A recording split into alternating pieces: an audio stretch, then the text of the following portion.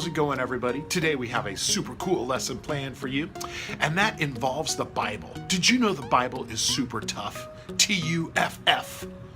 Cha-ching!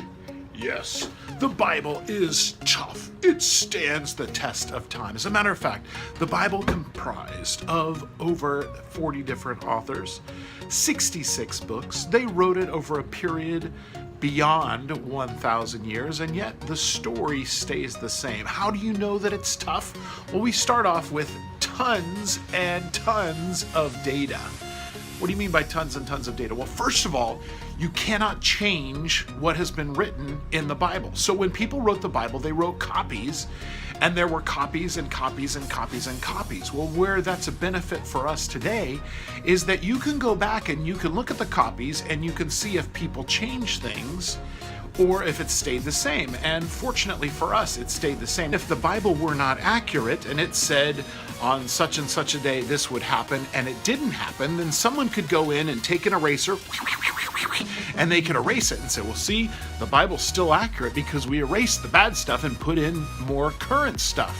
Did you know there are actually other religions that have done that? They've received new revelations so they can erase the old stuff and make it more accurate. Well, the Bible is not that way. As a matter of fact, in this particular Bible, there are 726 pages. Well, if I were to stack two at a time, so I have 2, that is 1,400. I have 4, that is 2,800. 6, that's 4,200. 8, that's 5,600. 10, that's 7,000, and you know 7,000 times 2 is 14,000. The Bible was copied by people, and you know it was distributed around. Well, we have over 14,000 different copies of fragments of the Bible.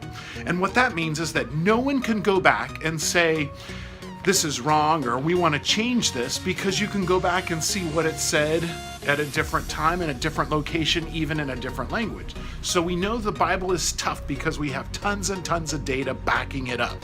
Now, the Bible also is tough because of U, which stands for underground discoveries, kind of like archaeology. Did you know there are lots of times where the Bible would say there's a... Whoopsie-daisy. The Bible would say there was a war here, and people would say, there's no war here, we can't find anything. Well, people would dig, and guess what? They would find artifacts that there was, in fact, a war there. Pretty fascinating. You know, another one, this is really interesting. You remember the Pontius Pilate who was in charge of putting Jesus on the cross? Well, people said, we've never heard of him. We don't see any record of him in history. So therefore, we can prove the Bible is incorrect. Well, actually, they were wrong.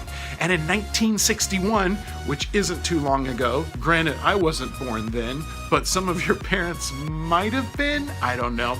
But 1961, they were digging in the ground, and guess what they found?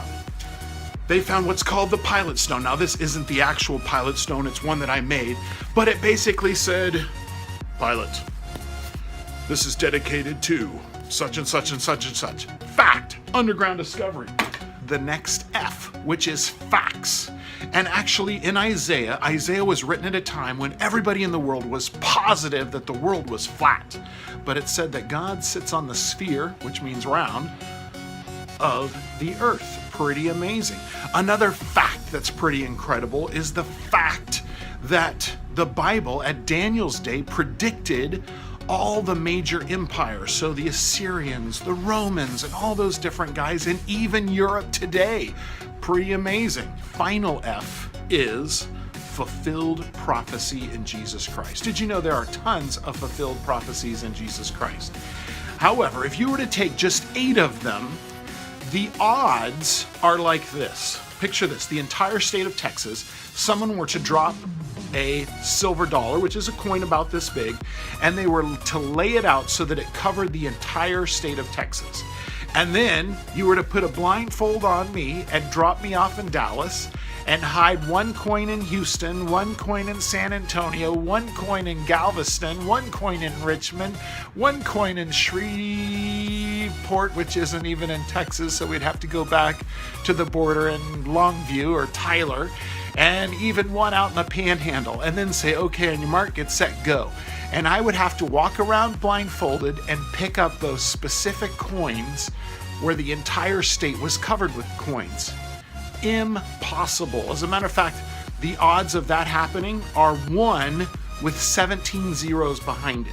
Pretty amazing. Number of things that come true with the Bible. So number 1, the Bible is true because of tons and tons of data that backs it up.